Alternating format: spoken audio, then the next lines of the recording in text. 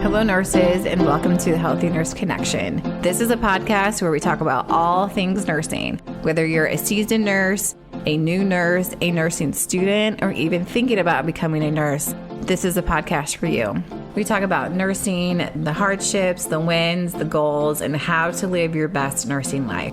I'm Leslie Catalone, your host, and this is the Healthy Nurse Connection.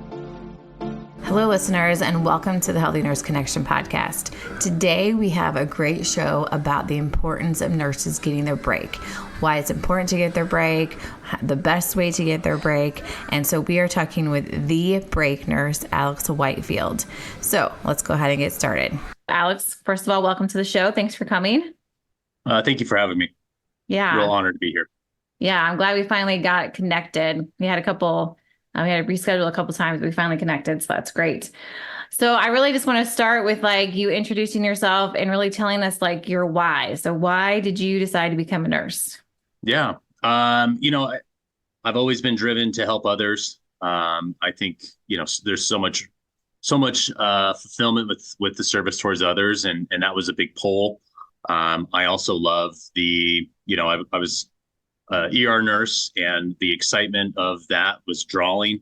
I loved the science and all the pathophysiology, all that kind of stuff in the background as well. So emergency room nursing was really pulled me tight because I had ability to serve and then also lean in on science and whatnot. And then as I got further into it, I learned more and more the need to have to deal with people and their psychological and emotional needs. And so it really has evolved, but really always been grounded in serving others. That's awesome. So what has your journey been like from nursing school up to what you do now? Yeah, I worked as an ER tech through nursing school, which I definitely recommend if you have the ability to be a CNA or a ER tech or whatever you're able to do before you become an RN. I think it's of great value. Once you have those initials, you're going to be delegating. So understanding the work that you're delegating to and having a tremendous amount of respect for the difficulty of those other roles, I think is a tremendous value and makes you a more impactful nurse when you do become that. And so I did that for a summer while I was in nursing school. I graduated and worked in a community emergency department. It was great. I had the pleasure of having a really strong group of nurses mentoring me through the process. I thought it was a really nice opportunity to cut my teeth in the emergency department while still having a real rigorous team around me to support and guide me in that journey. So I transitioned from there into a level 2 trauma center. I was there for about 18 months. And then I made another move. Like all nurses, we like to move every couple of years. And I transitioned into Madigan Army Medical Center. It's a either level 1 or 2, depending on who you ask, but it's a big medical center here in Western Washington, and spent just about 4 years there working in the emergency department. It was a really neat experience. One of the larger residency programs in the nation. So worked a lot with residents, did a lot of training. And then I pivoted over into leadership in the encouragement of my manager at the time. She's kind of saw some things in there and said that, you should go get your master's and become a leader. So that's what I did. And I transitioned from there into a pediatric emergency department as an assistant nurse manager. Again, really, my whole journey, I've really valued the team that I've tried to go into and put a lot of stake in that, put a lot of chips in that basket, where when I've made a move, it's been about what am I going to personally grow and develop as a result of that. And one of the big pulls to get me into that team was experienced leadership structure that I was going to be able to work with. And so again, I benefited from the mentorship of a really strong director, as well as a really strong co-assistant nurse manager that was able to mentor and guide me and watch me make mistakes, but also, help me up when I did. So that was a really rewarding event. And again, my first big jump into leadership. I moved from there and I managed an outpatient clinic for Seattle Children's. for about a year. And then for the last 4 years, I've been with Kaiser Permanente, managing one of their outpatient clinics in the area. So it's been really interesting. And I've gone from acute care, emergency care into the outpatient world. So it's been pretty full circle as far as seeing the way that the healthcare atmosphere or ecosystem functions from both the hospital and outpatient side. And so it's been really informative and in a fun journey. Yeah.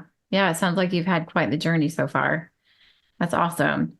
So I found you on LinkedIn as the break nurse. And here at the Healthy Nurse Connection, I really like to have conversations around like what nurses can do. And I feel like you are trying to highlight the importance of needing a break and needing that rest. And so what brought you to that? Like what pushed you into that area?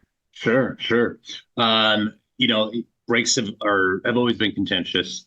In Washington, as I learn more and more, it's just becomes more and more complicated the more you look into it. But, I worked in units that we had systems for breaks. I've worked in units where it was hands off and, Lord of the Flies, we all fight for our own breaks. And regardless of it all, it really comes down to the fact that, in the mid of my career, I was definitely experiencing burnout. Before pivoting into leadership, I contemplated all sorts of career changes.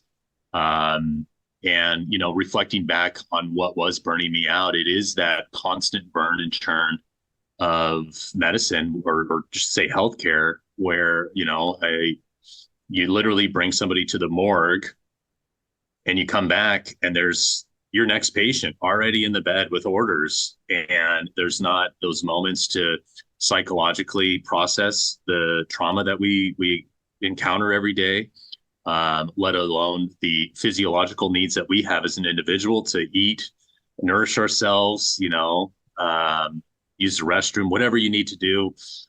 When we work in these environments that are so high stress and high churn, those things get put on the side, and there's an accumulative effect on that. And so really, as a firsthand observer of that, I understood the importance of it. And then I was, again, very fortunate to transition into a leadership team that was amazing. And my director said, our nurses are going to get their breaks and you're going to help make sure that happens. And we teamed up with our unit-based team. They did, frankly, all the legwork and created a plan to get everybody all their breaks. In Washington State, for example, a nurse is entitled to a 15-minute break every 4 hours and then a 30-minute break every 5 hours. And so, for a 12-hour nurse, they're entitled up to 5 breaks. And really, it's 4. Nobody takes that second 30. Right. But technically, they can per our state law. And so you have 18, 19 staff members on. Everybody gets 5 breaks. You have different lapping times. You put all that together, and it is a nightmare. And so we did it on paper. How did that plan even work? I've never heard of 30 minutes. I've never had that in my entire No. No, well, Washington State, you're entitled every 5 hours per our laws, you're entitled to a second 30. I knew one nurse my entire career that would take that second 30. But otherwise people would waive it. It's just a lot of schedule time, and you got to plot it out. And part of the problem there is that, we make these plans, and this holds true for everything in healthcare. We make these plans, and we had a paper plan, and Leslie was going to go at 10:30, and then at 10:25, your patient decided to go into a new rhythm, right? Right. Guess who's not going at break at 12:30 or 10:30? Right. You're calling the doctor, you're doing whatever you got to do, or you get an admission or a sick call, or your break runs short, whatever it is. Any plan made in healthcare is only as good as the moment as you wrote it. Then it's garbage. Right. And that's one of the things that as a frontline leader, we were trying to navigate, like, how do we continuously build this process that is always wrong? And I had this idea where we need to put this into software. And this is such a complex problem that, there's got to be an easier solution to optimize this whole thing. And I reached out. I was at a company, friend's barbecue, and a gentleman I grew up with as a software engineer. And I pitched it to him, and he's like, "Yeah, we could probably make a program in a couple months. Like that's kind of what I do." And a couple months turned into a couple years as Of the course. complexity of the Yeah, of course. I mean, again, you tell somebody that you're managing breaks, and at the surface they kind of scoff and, oh, well, that doesn't seem very difficult. But again, if you talk about everybody getting 5 breaks, they need to happen in the right time windows. They need to happen, compliantly, all these sorts of things. And in, on the West Coast, you need somebody to give those breaks too. It's not like you can just walk away. That's the compounding fact that people don't understand outside of healthcare is when you're in a critical situation, you don't get to just walk away. Right. I just put a post on LinkedIn. A nurse reached out to me. She was a travel nurse, and she had a surgical case coming in, urgent surgical case. She was on her period, and she told her manager she needed to use the restroom.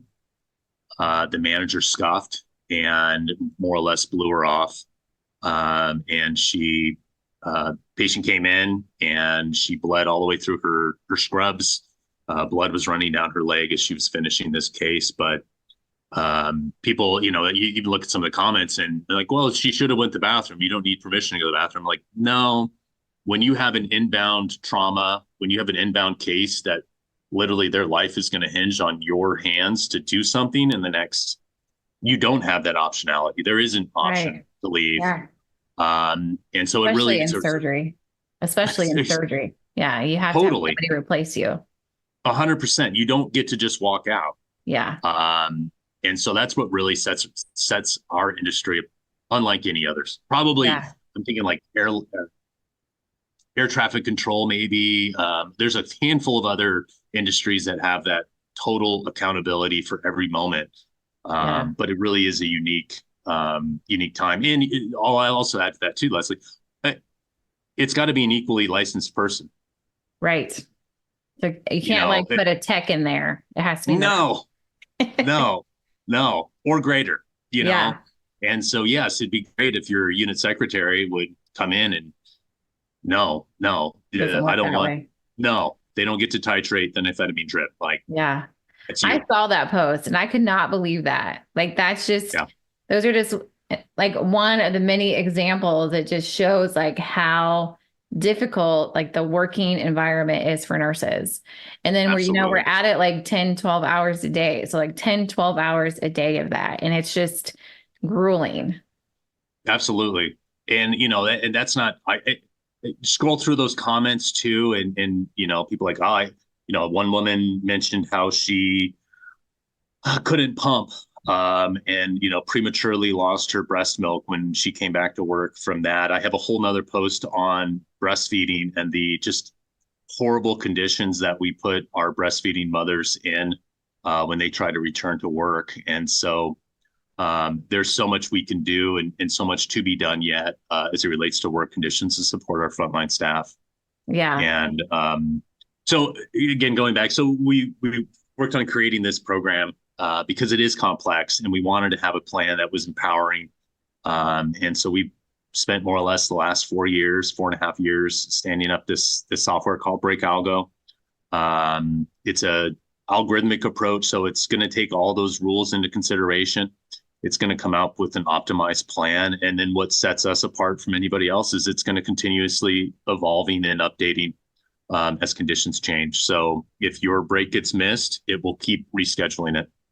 If your break gets done early, it's going to take that off the schedule and keep optimizing and trying to get everybody done as soon as possible. It is, this is developed specifically for our states that have kind of ratio laws, meaning Washington, Oregon, and California, where buddy breaking is discouraged, if not prohibited in some areas. So what is, just to kind of go back, because I haven't heard of that. Sure. So what is buddy breaking? Buddy breaking is where you hand your patients off to somebody else and they get a double. The term is really I need to do a post or throw this out to social media or maybe chat GPT to come up with a new name for it. So you have a buddy, and for your breaks, your buddy gets to have a double assignment.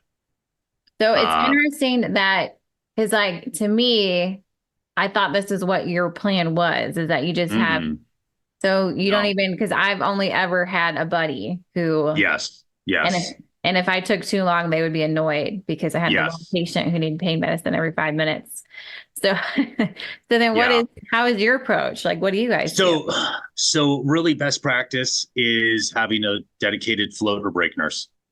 And Wow. so there are, especially when you look at states that have stringent labor laws and hospitals have dedicated break staff. We're seeing that phenomenon more and more in the West Coast, where it's being codified either into law or union rules, or I should say union contracts.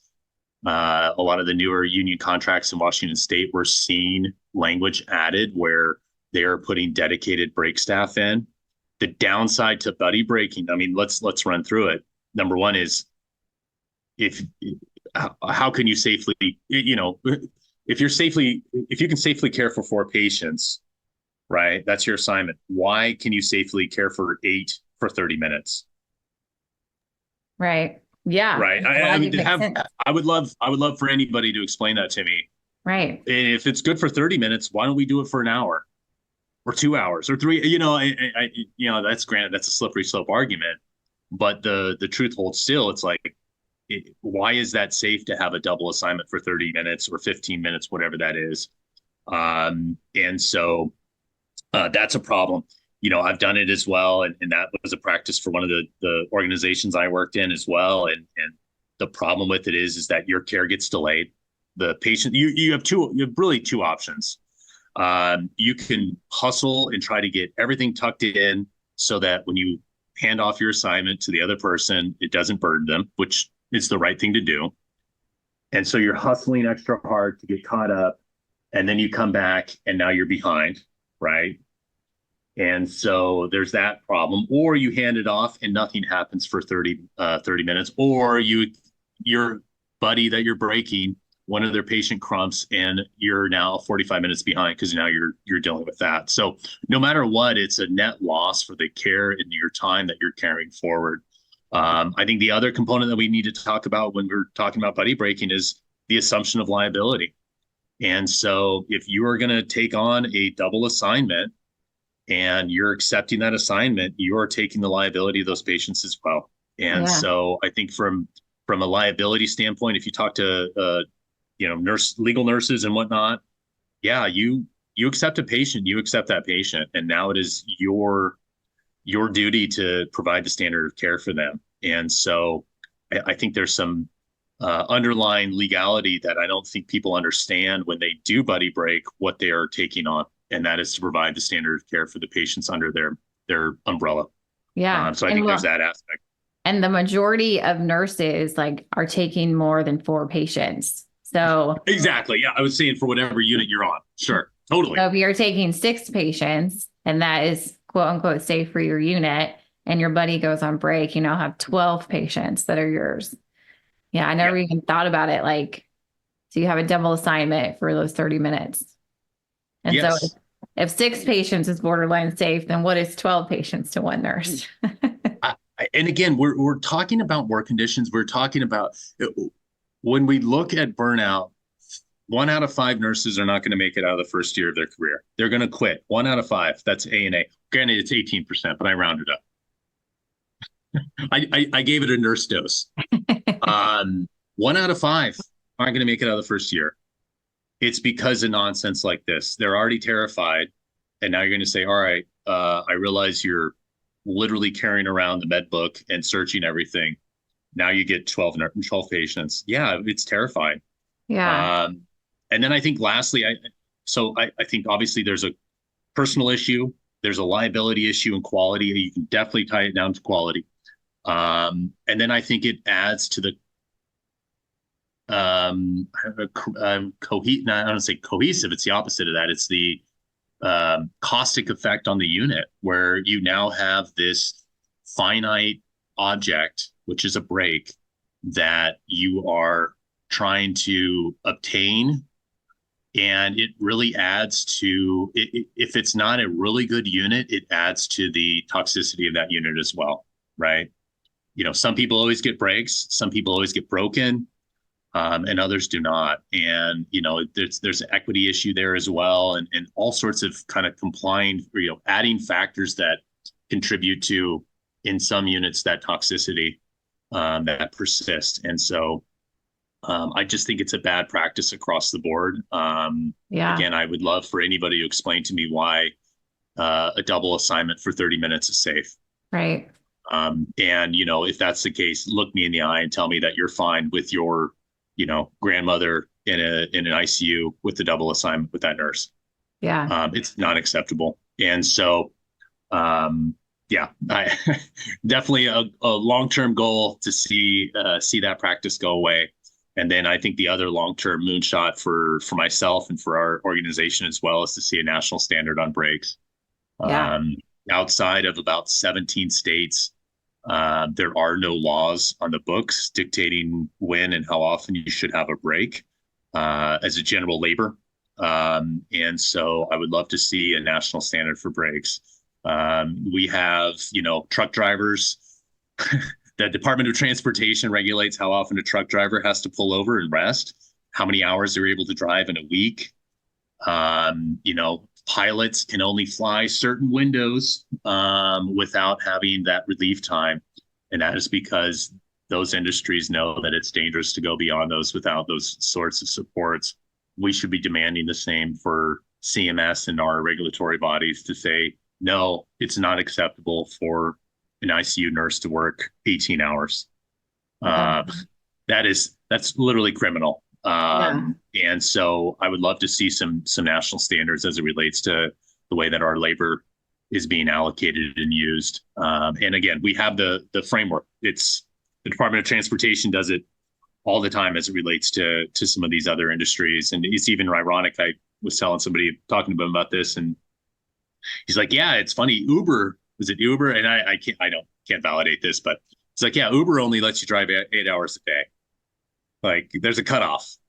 You can only drive so many hours. And again, that's a car. Right. Not to say you can't kill somebody with a car, but I definitely think that there's a higher level of concentration needed when it comes to being a nurse in an acute setting. So a lot of stuff to unpack there. Yeah.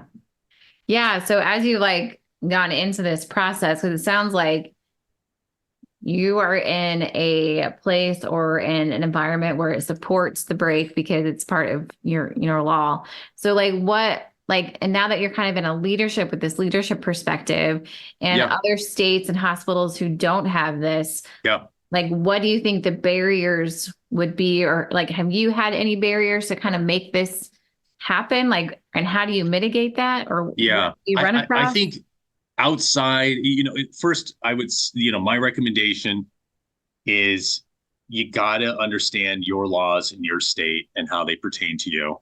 And so number one, for our nurses, anybody out there, you need to search and find out. Technically, I think most states require labor posters in your workplace. But there are rules as far as, how you work as a employee. And so I would encourage everyone to research your state. I would, for many states, just be prepared for disappointment that there are no laws relating to breaks.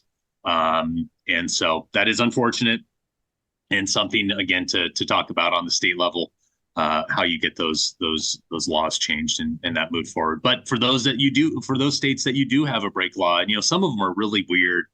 I think New York has some really obscure laws, and you get a different number of breaks if you work. I think it's as a restaurant, something. So take a look at it. Number one is, if you're entitled to a break, you need to ask, and you need to be advocating for yourself to get what you are legally entitled to.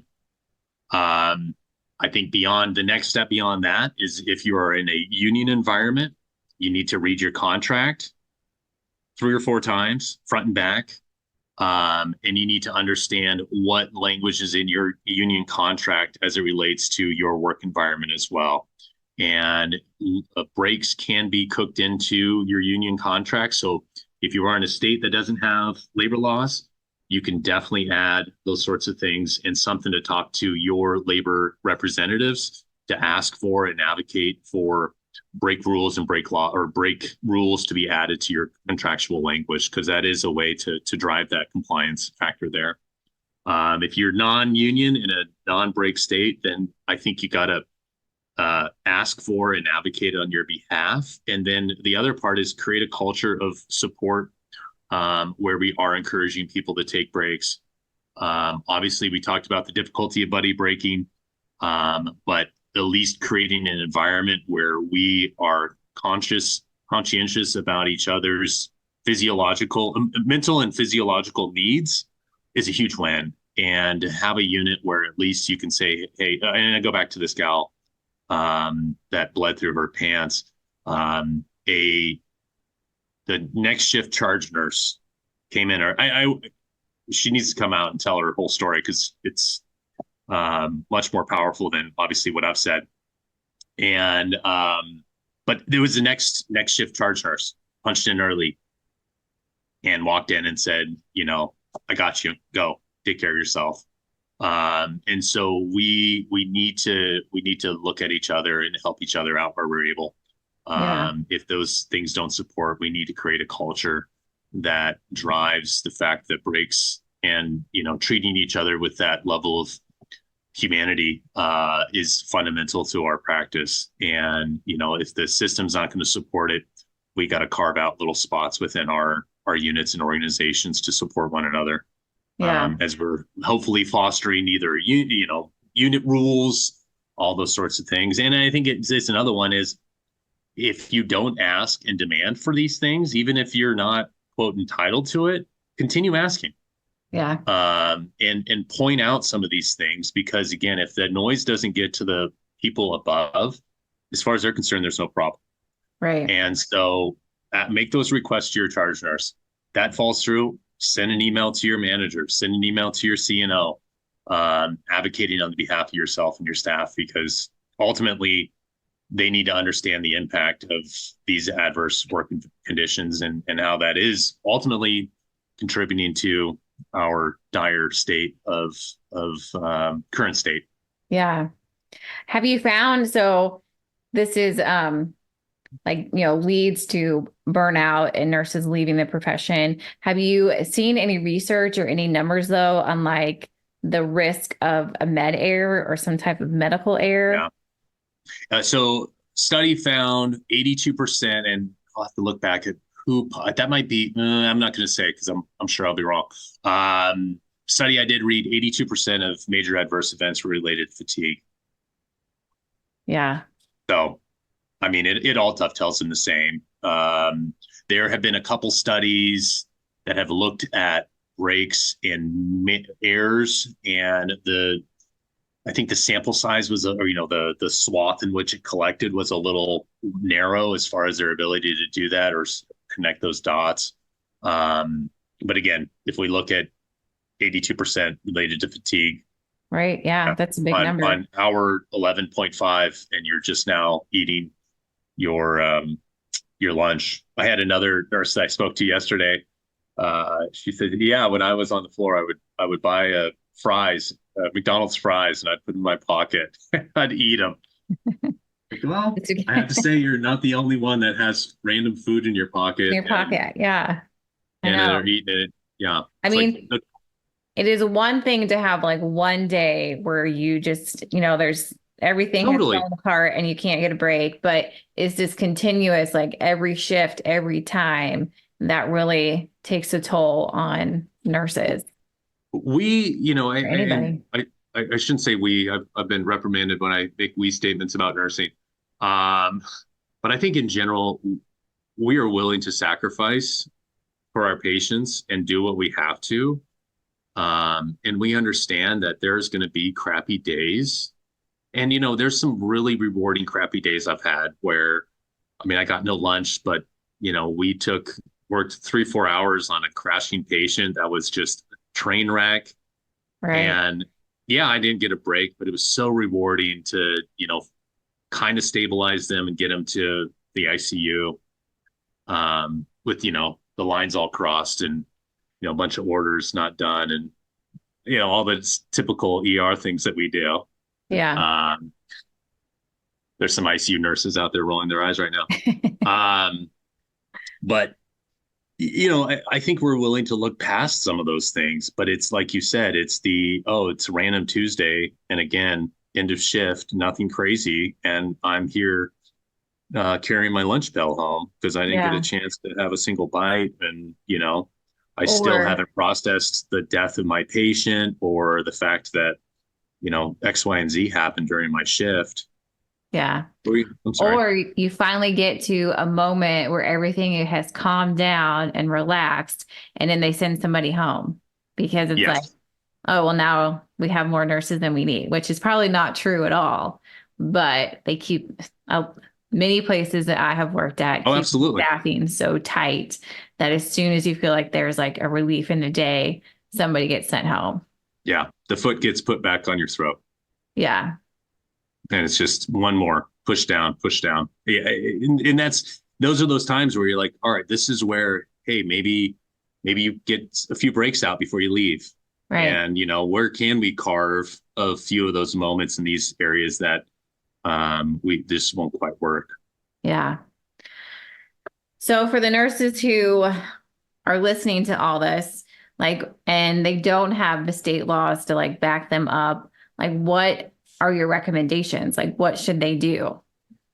I think first ask, right? I mean, I don't think there's anything, the problem will never escalate if the problem's not presented as a problem, right? And so I think first and foremost, we got to ask, and you need to ask your charge. You need to, if that doesn't work, you need to ask your manager if there's a plan to get breaks, and just start escalating up those questions and getting those moved forward. That's first and foremost. I think, again, if you are working in a union environment, you need to get a hold of your union steward. And if the contract's coming up, advocate for the addition of break rules added to your contractual language that can, supplement the lack of a state law. And so get those added in there and get at least some language that regular breaks are expectation for that contractual agreement. And then if you already have those, we need to push for break nurses and floats to be added to that, and teams to go through and help facilitate.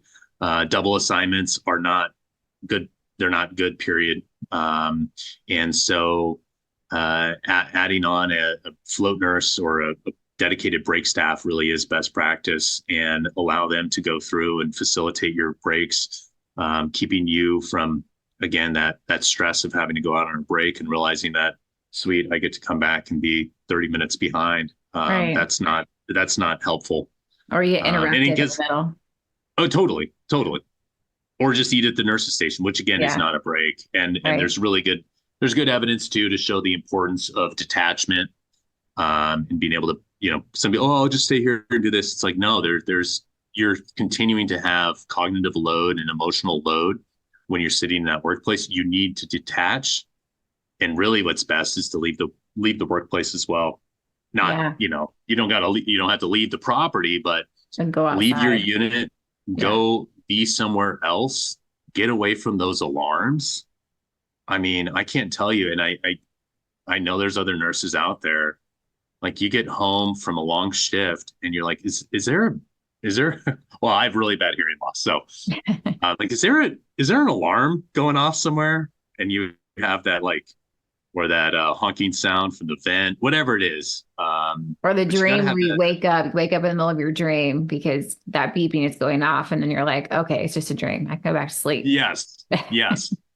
That's real. And we got to have detachment to help ourselves not feel that drain and that burden and that cognitive load and recharge.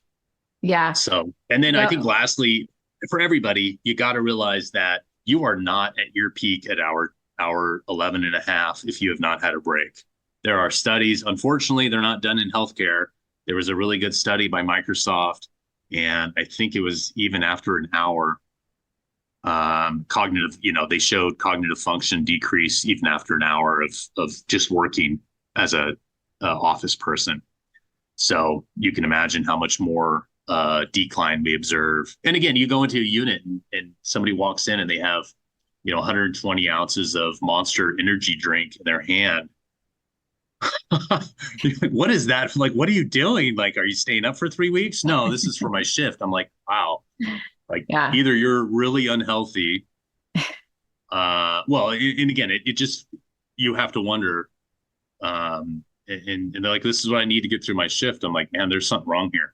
Yeah. If that's what you need to get through the shift of, you know, uh, 900 grams of caffeine shouldn't be the supplement to get you through. Right. Exactly. Yeah. I have another podcast on this that hasn't aired yet, but I was listening. I'm an avid podcast listener, so I listen to all other podcasts. But one was about this stress expert, and I can't think of his name off the top of my head right now. But he talked about many stress events. So, like, yes, in healthcare, we have those big stress events where we go into fight or flight, like you Yep. mentioned. But when we're done, we feel like this almost like it's an honor that we were there to help that Yep. patient, and it's not a big deal. But these, like, and this is just in life, like, these many stress events, like checking your email and it causes you that moment of stress, or, getting in a fight with your spouse or your children on the way out the door, the hecticness of just getting out the door is a mini stress event. Traffic on the way to work is a mini stress event. And so that is where our chronic stress is coming from, that is causing the illnesses in our body, because it's that constant, it's not the big, like, we're designed to have a big rush where we go into fight or flight because we're trying to run away from a tiger or hunt down our food or what have you. But then the rest of the day we rest and we, like, recover. But in our society right now, and he even mentioned it's gotten worse over the past 20 years because of phones and internet and how we're so connected to our devices and our work, that we don't allow ourselves to rest enough. And so, and we all have a certain number of many stress events that we can handle in a day. And then we're like, we're grumpy, we're tired. That's when, like, the burnout and the compassion fatigue and all of that starts to come out. And so when you put that in the nurse setting, like, how many mini stress events do you think a nurse has throughout their shift? It has to be in the Oh, hundreds, if not hundreds. thousands. Yes, yes, absolutely. I would, I've brought this up and I've done research, and so I asked the question, and why have we not studied this sort of stuff in nursing circles? And I've had a couple people reach out to me and said, I wanted to study work conditions in nursing, and I brought it up to my Nobody university. supports it. That's not academic. Yeah. That's not academic. And shame on the ivory tower of nursing, to think that is not the most important thing we should be studying. And I appreciate all that researchers are doing in the nursing field, but the biggest threat we have in healthcare today is our individuals and our workforce. Our workforce is the greatest health threat in my opinion, Yeah. is the greatest health threat. These shortages, I mean, the list goes on and on. People are Yeah. dying as a result of not having enough healthcare workers out there doing these things. There's not enough healthcare workers out there because the conditions are so deplorable. How are we going to make the conditions better if we don't study them? Right. And again, we're a scientific community. Why are we not using that scientific data? Why are we not studying ourselves like we would our patients when we are, frankly, a trauma patient that is hemorrhaging? And yet we want to continue studying, and again, I'm not trying to bash on somebody's not doing this work, but we need to empower, and I would love to see a major university open up a center for work conditions. Yeah. And It's funny that you mentioned that, because I'm in the process of my own doctorate in nursing practice right now. And this is my passion. That's why I have this podcast. And I wanted to do something around that, like, for my project. And it was declined because it is not attached to a patient outcome. Like it had to be attached to a patient outcome. And since it's not, it's wishy-washy because, it is, patients are going to receive better care if we can reduce the stress of our nurses, but that is more like not concrete. That's more of just so I had to Yeah. change my topic completely and become more. So it's just frustrating because Yeah. I feel like Yeah. there's not a support, even like, magnet hospitals are supposed to be big into research, but I feel like even in those facilities, it's probably hard to get the support from your leadership if the topic is going to make them have to change what they do. Yeah.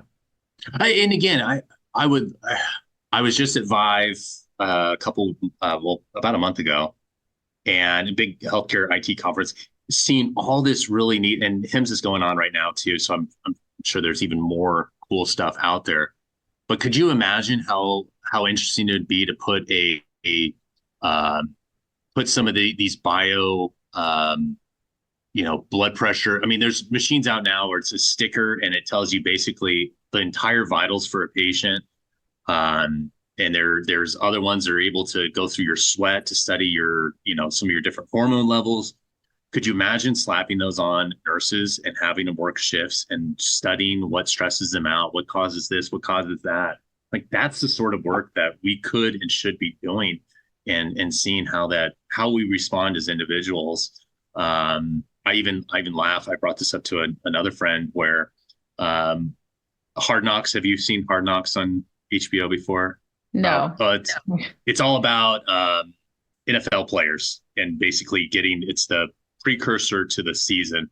But it's, you think of NFL players, you're like, all right, they hit the weight room, they're practicing, they're in yoga, they're talking to psychologists, there's visualization coaches. There are so many more aspects that these organizations know that to get those athletes to the top of their game, it's not just about hitting the weight room and going out and practice. It is the psychological, it is the emotional.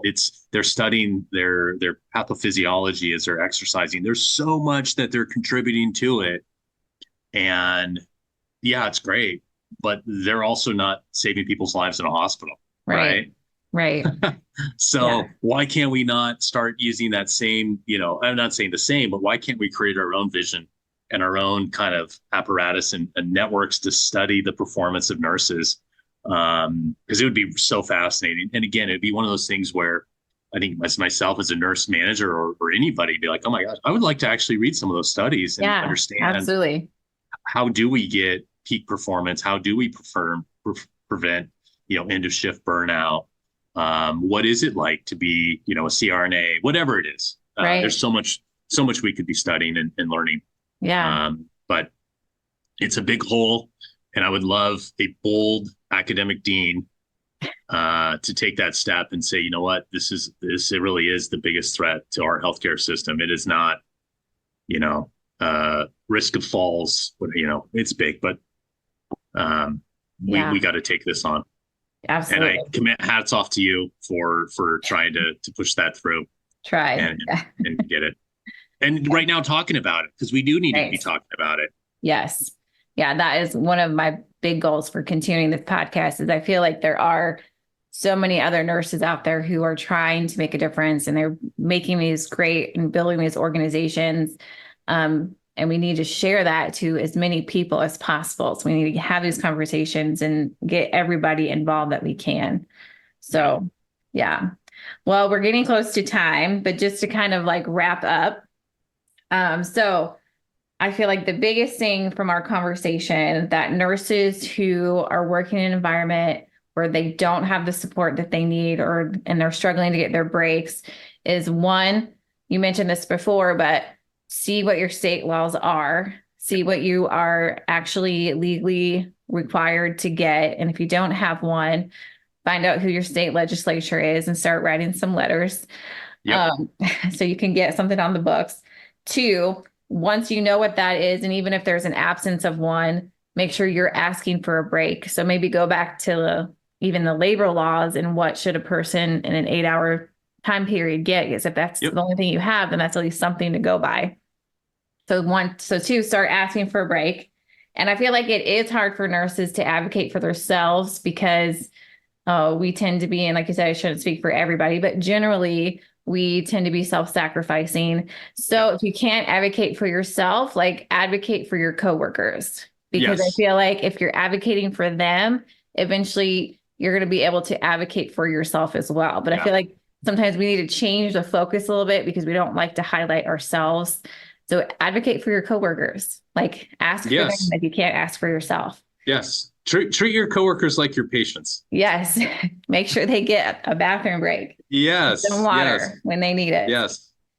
And then if you have a union, which I think unions are great for nursing, they can do a lot of great things. So if you have a union, talk to your union representative and see what you have in your contract. And if you don't have anything, then make sure you talk about it on the next contract. And just understand that like nobody is at their best peak at 11 and a half hours. Like nobody is performing well when they're Yeah. doing something for 11 and a half hours. So just give yourself that grace. If you're tired and your brain's not functioning anymore, like make sure you try to advocate for yourself and take even just a mini break. Like even if you just go to the bathroom for 5 minutes and don't let anybody talk to you, like do that for yourself if you can't get off the unit. But Yes. if you can, try to get yourself off the unit so you can completely detach from Yep. the workplace. Yep. Detachment's big. Yeah, there is one, I remember one shift I was working in, it was around Christmas time. And I remember going into the bathroom and there was a Christmas movie on, and I can't remember which one. I think one of the Santa Claus movies or whatnot. And I remember just watching it, and it's a movie I've seen a million times, but like I was like really enthralled in that 20 minutes, because I had to go run to the cafeteria and get food or whatnot. And then I even forgot I was at work for a minute. Yes. And then when I came back, because I was like, oh wait, I got to go back out there. I really did feel like a huge relief, like it was like I actually detached for a moment, not even like trying to or meaning to. It just was like magically happened for me that on that shift. Yes. But it really did help the rest of the shift. And so if you can incorporate that or do that somehow, and I would love to research exactly, like we get 30 minutes, but how much time does it actually take for you to detach? Can you do it in 15 minutes? Can you do it in 10? You know what I mean? Like, Yes. it's not the full 30. Can you do it in a short amount of time? I'll see. I just read a study about going outside and its impact. I'll have to find that for you and see if I can get that over to you. Yeah, that would be great. Yeah, because I love outdoors. But trying to get yourself detached from your work at some point during your shift. I think anything else, those are kind of the big things. I gotta make a self plug. If you're interested in our software, if you're interested in a solution, specifically, I'd say our big market point is the West Coast, Washington, Oregon, California. So if you have a situation where you have a dedicated break nurse and you're managing that on paper and pencil, please reach out. I would love to show you our solution and the best way and really the way breaks should be completed. So I'm on LinkedIn. Please friend me. I love throwing content out there about breaks and keeping this conversation about work conditions going forward. And it's so rewarding to see the collective conversation and people chime in and talk about their experience. Because the more we talk about the conditions that are driving people from the bedside, the more groundswell we're going to get to actually transform it. Yes, I believe that as well. So to continue having these conversations. So if you found this information helpful, or if you think somebody else would benefit from this conversation, make sure you share this episode with them or just talk to them about what you learned so that we can spread the word. Break nurse. We need to have a break nurse like on every Yes, we do. in every hospital. Yes, we do. Yes, we do. I didn't even know that was possible. National standard. Yes. Yep. Absolutely. Well, Alex, thank you so much for coming and talking with me today. I think it was really insightful and encouraging that we need to advocate for ourselves. We need to be brave enough to, if we can't do it for ourselves, we have to do it for our coworkers, but really ask for these breaks and really push for them to happen so that we can not only be healthier for ourselves, but make our patients healthier. Absolutely. Absolutely. And thank you for what you're doing with this podcast and helping light the way for others. Yeah. Well, thank you.